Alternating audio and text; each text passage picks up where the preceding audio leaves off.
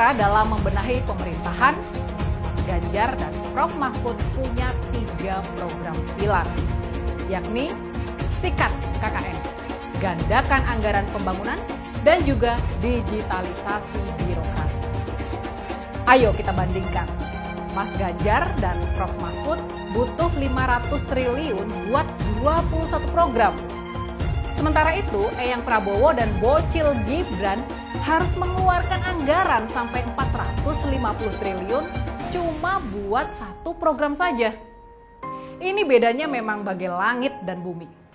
Fakta ini benar-benar menunjukkan betapa sangat bertanggung jawabnya Mas Ganjar dan Prof. Mahfud dalam merancang program dan mengelola anggaran dibandingkan dengan Eyang Prabowo.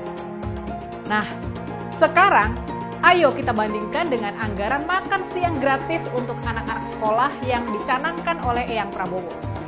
Berapa anggarannya? Menurut data dan hitungan mereka sendiri, anggaran buat 1 program ini saja akan mencapai sekitar 450 triliun per tahun. Kita semua pastinya bisa ikut membandingkan. Kita bisa melihat tanpa harus berpikir panjang, siapa pemimpin yang bakalan benar-benar mengurusi rakyat dengan penuh rasa sayang dan tanggung jawab. Siapa yang tidak akan menghambur-hamburkan uang rakyat. Lewat fakta yang sederhana ini, kita semua langsung paham kalau pasangan Ganjar Mahfud memang satu-satunya pasangan yang punya kemampuan, yang sanggup buat meneruskan legasi Presiden Jokowi yang sudah sangat bagus. Banyak orang mengira bahwa dengan dukungan Jokowi secara terang-terangan ke Prabowo, maka otomatis Prabowo akan menang. Apalagi tim suksesnya Prabowo secara sistematis meneriakan 1 putaran untuk Pilpres kali ini. Saya sih memprediksi kalau Pilpres 2024 ini tidak akan berlangsung 1 putaran. Putaran kedua, Prabowo akan berhadapan dengan Ganjar. Ketika putaran kedua, Anies bisa jadi bergabung dengan Ganjar karena mereka berdua sama-sama muak dengan perilaku kekuasaan yang bermain jorok. Keterlibatan Paman Usman sebagai ketua Hakim Mahkamah Konstitusi yang berperan meloloskan Gibran dengan semua pelanggaran hukum yang membuat wajah banyak orang kaget. Kok Jokowi bisa begitu ya? Gibran bukannya jadi penambah suara Prabowo, malah jadi pemberat yang menarik suara Prabowo ke bawah. Padahal salah satu keinginan Prabowo dengan memaksa dirinya untuk bersedia dipasangkan dengan Gibran adalah peluang presiden untuk ikut membantu dia memenangkan pertandingan. Prabowo panik, istana juga panik ketika suara-suara negatif malah semakin keras dan di dalam hati banyak orang mereka menyimpan ketidaksukaan yang mendalam dengan situasi ini. Dan akibat dari itu, kampus-kampus mulai bergerak meneriakan politik dinasti, kecurangan, dan banyak lagi makian kepada presiden. Selain bahas soal survei, ada juga yang bikin gua ngakak semalaman. Apalagi kalau bukan debat capres perdana yang kemarin. Waktu dia ngamuk-ngamuk sama Anies, itu yang paling lucunya. Dia itu, gue yakin ngerasa kayak, gue itu udah ngedukung elu sampai jadi gubernur. Kenapa lu jadi songong gini sih sama gue? Istilahnya begitu. Sampai Anies bilang kalau Prabowo nggak kuat jadi oposisi karena nggak bisa mainan bisnis atau proyek gitu. Prabowo tuh lupa ya. Anies itu jagonya kalau ngebacot. Kalau nggak kuat mental, mending jangan ngadu bacot sama Anies. Yang ada dimentalin semua itu omongan lu. Dan si Prabowo beneran jadi kesel sendiri kan tuh. Nah, Prabowo ini asli dia nih nggak pernah belajar dari kesalahan dan pengalaman di masa lalu. Dia ini udah 3 kali ngikut kontestasi. Tetap aja nggak ada yang berubah dari seorang Prabowo. Tetap temperamen, emosian, dan nggak ada gemoy-gemoynya sama sekali. Tapi untungnya semalam itu nggak ada meja di depannya dia. Coba kalau ada, hancur itu meja digebrak-gebrak. Bisa-bisa dilemparin ke mukanya para juri di sana.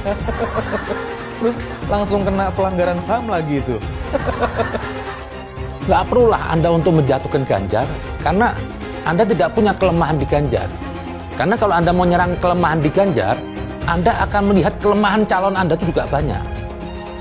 Jadi untuk menutupin itu, Anda terus serahkan apa? Partai PDIP dan Ibu Mega. Untuk menjatuhkan Ganjar itu, mereka pada menyerang Megawati PDI. Apa kok bisa begitu alasannya? Emang kenapa? Kalau emang Anda punya calon yang baik, coba ungkapkan kebaikan calon Anda.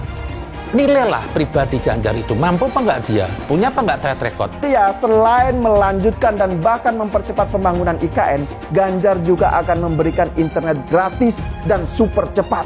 Nah, ini kan justru sangat luar biasa. Program internet gratis ini adalah program yang dicanangkan oleh pasangan Ganjar dan Profesor Mahfud MD. Nah, sedangkan program makan siang gratis itu adalah program dari pasangan Prabowo dan Gibran. Nah, sekarang saya ingin bertanya juga, kira-kira ya, kalau disuruh untuk memilih, kalian akan lebih memilih program internet gratis atau program makan siang gratis? Ya, sekarang coba dibandingkan dengan program internet gratis yang dicanangkan oleh Ganjar Pranowo. Nah, kira-kira mana yang lebih bermanfaat untuk siswa didik? Saya yakin pasti akan lebih banyak yang memilih internet gratis daripada makan siang gratis.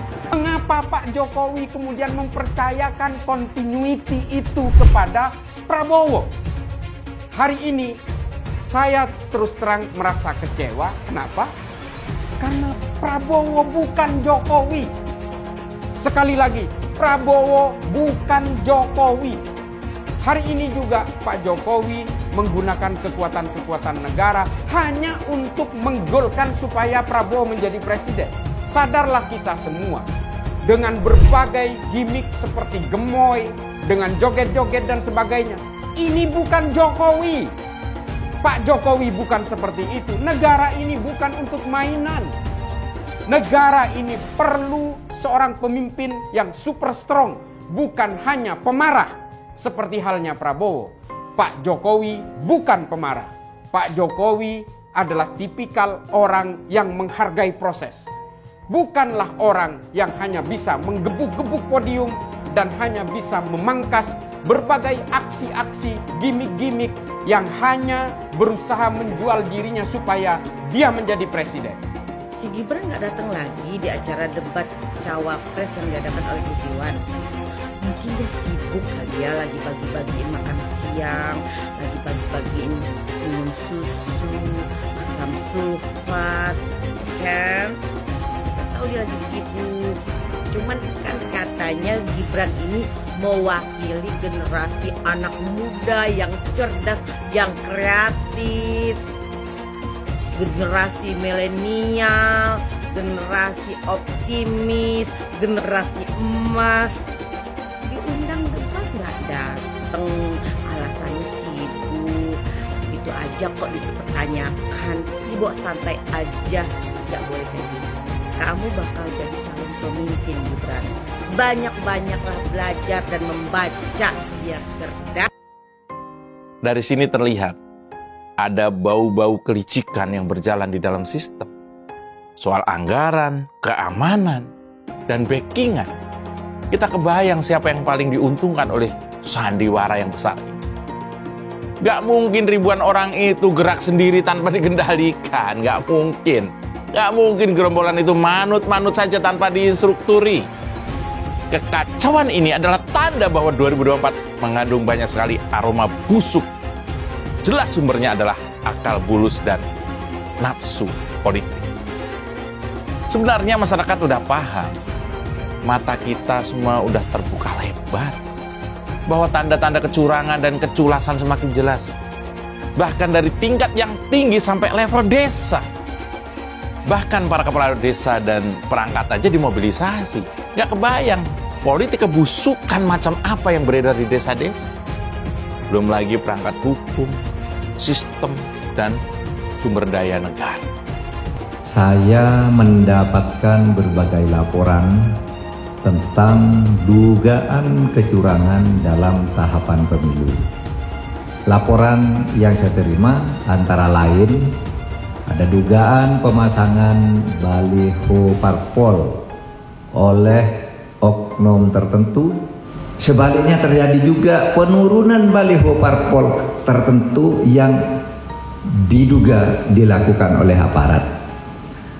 Alat peraga sosialisasi capres-cawapres tertentu diturunkan oleh oknum Satpol PP kepada aparat keamanan, baik itu TNI, Polri, serta aparatur sipil negara dan birokrasi, juga KPU dan Bawaslu, hendaknya bersungguh-sungguh menjaga netralitas.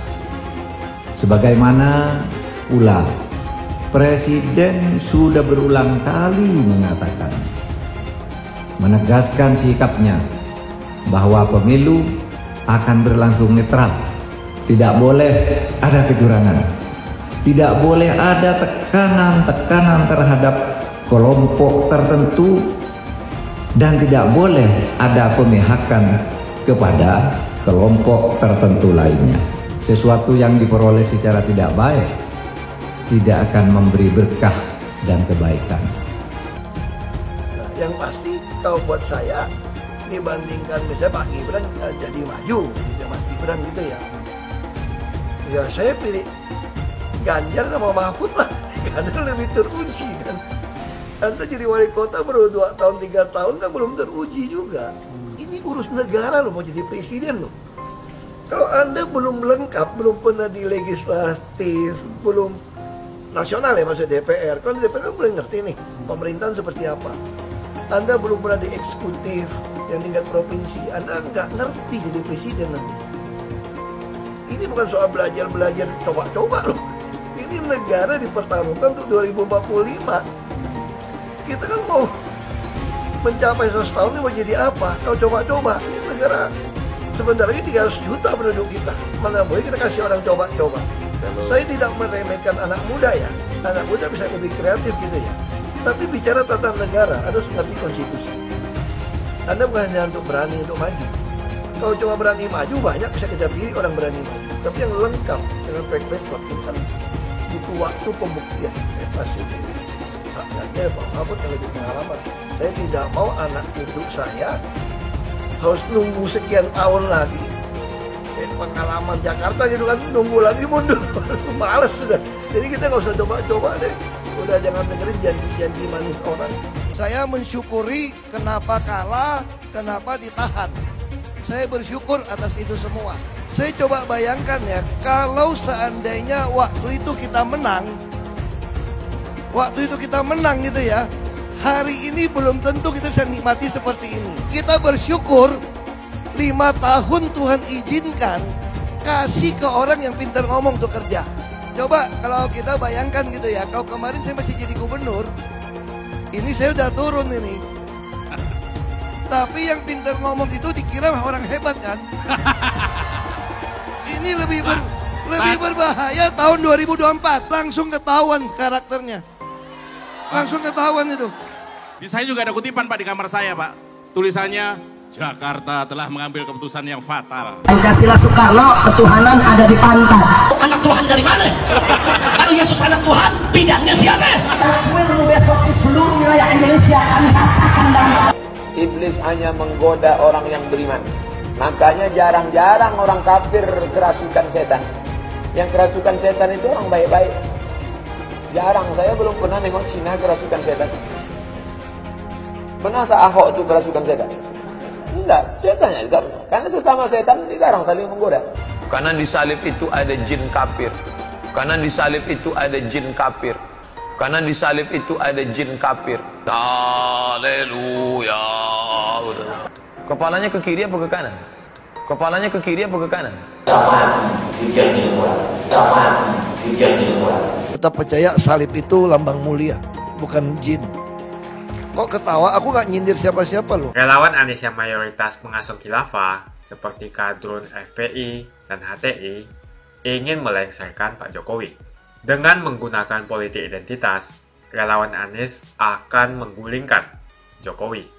Tapi pendukung Anies lupa bahwa 82% penduduk Indonesia suka dengan kinerja Pak Jokowi.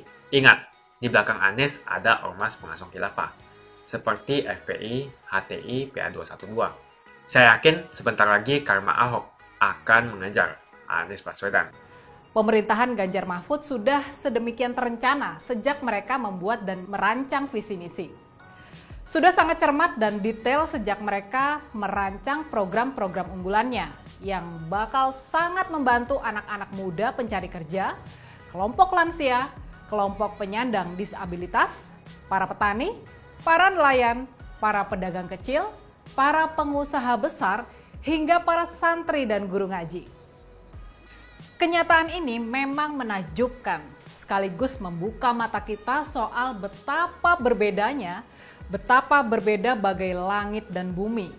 Betapa sangat berbedanya pemerintahan Mas Ganjar dan Prof. Mahfud dibandingkan dengan Eyang Prabowo dan Gibran kelak. Betapa sangat berbeda kualitas pemerintahan Ganjar Mahfud dengan pemerintahan Prabowo Gibran. Ayo kita bandingkan.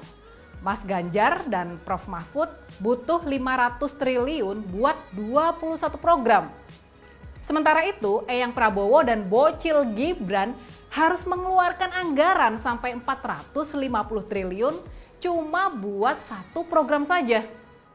Nah, sekarang ayo kita bandingkan dengan anggaran makan siang gratis untuk anak-anak sekolah yang dicanangkan oleh Eyang Prabowo.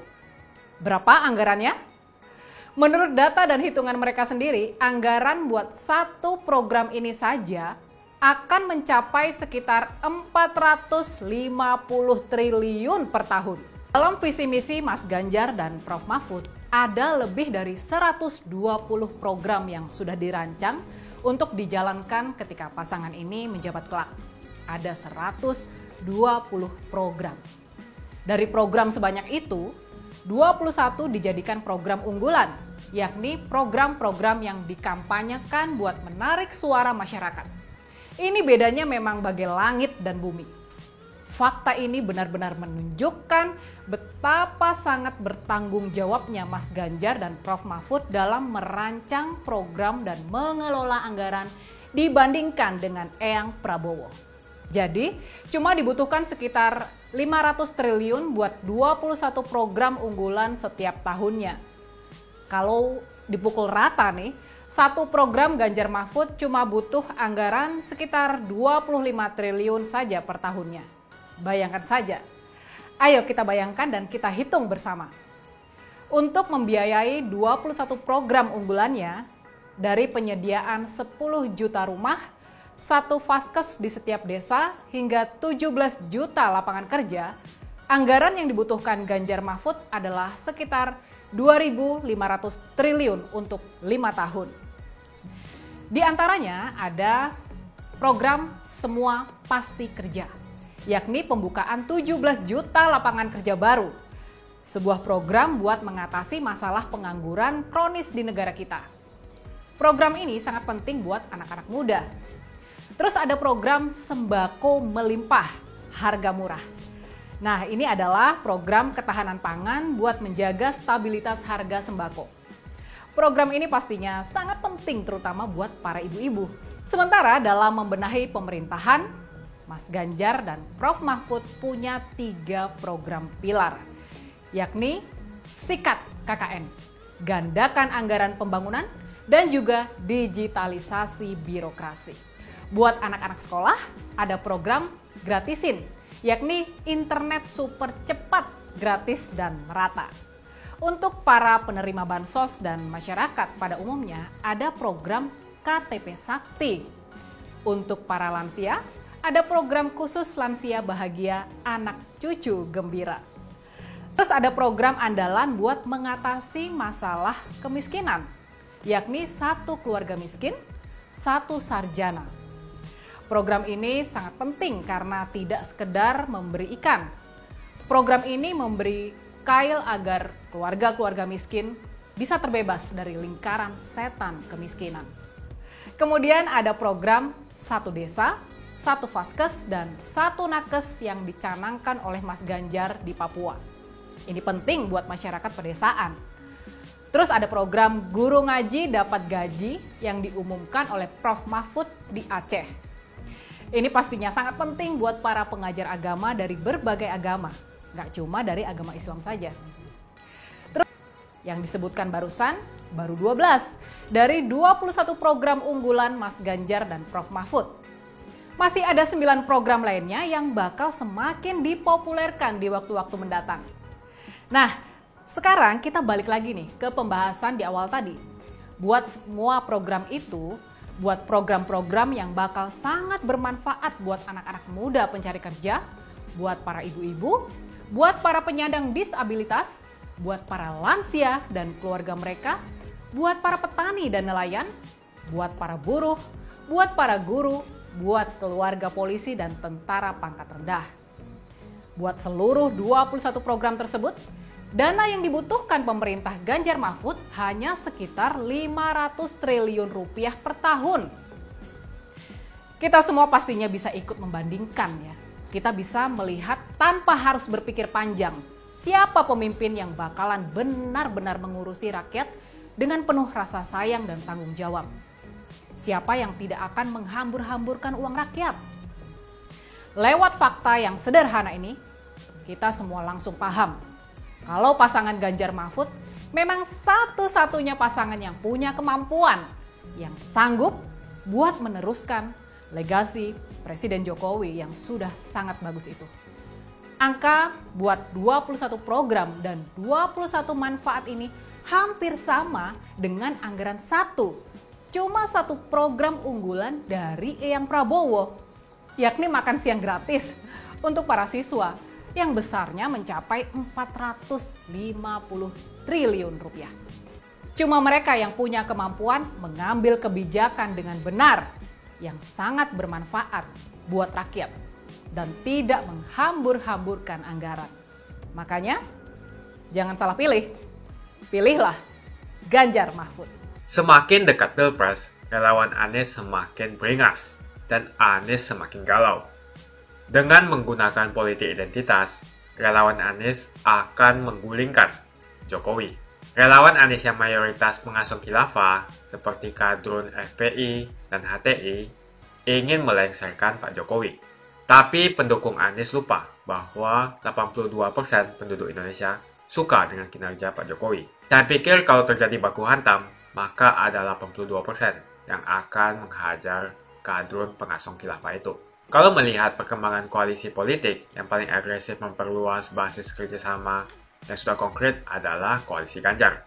Sejak Ganjar diumumkan oleh PDIP, sudah resmi koalisi Ganjar ini didukung oleh 3 partai, yaitu P3, Hanura, dan juga Perindo. Nasdem pun semakin pusing melihat Anies, karena elektabilitas Anies semakin jatuh, dan banyak kader-kader Nasdem terjerat kasus korupsi, seperti belakangan kasus korupsi BTS. Kasus korupsi 8 triliun yang dilakukan oleh kader terbaik Nasdem yaitu Johnny G. Plate, ini sangat menghantam Partai Nasdem, Menteri dari Kementerian Pertanian, di mana ini juga adalah dari Partai Nasdem.